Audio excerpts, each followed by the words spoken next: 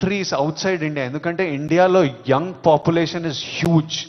మన యూత్, మన కంట్రీ, మన స్టేట్ పవర్, మన కంట్రీ పవర్, మన యూత్. ఒక కంట్రీని డిస్ట్రాయ్ చేయాలంటే ఏం చేయొచ్చు? వార్ చేయొచ్చు, టెర్రరిజం చేయొచ్చు.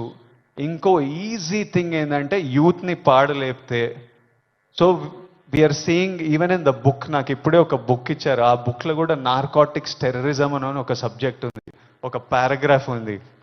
Wear countries that want to see India not progress, easiest way. ఇప్పుడు మనం చూస్తున్నాం అమెరికా ఎంత ఎఫెక్ట్ అయింది, అంత కొంచెం పిచ్చి పిచ్చిగా ఉంటున్నారు వాళ్ళు. ఎందుకంటే easily you infiltrate drugs in to a system. పిల్లలు దాని మీద డిపెండెంట్ అయిపోతే ఇంకా మనకు పాత్ సక్సెస్ ఇవన్నీ ఏం, it's a chaos. We want, మనం సాలిడ్ ఉండాలి, మన కంట్రీ సాలిడ్ ఉండాలి, మనం నంబర్ 1 ఉండాలి. కరెక్టా? ఇండియా నంబర్ 1 ఉండాలంటే మనం వీటిని మన దేశం దగ్గర, మన ఫ్రెండ్స్ దగ్గర, మన ఫ్యామిలీ దగ్గర ఎక్కడ రానియకూడదు.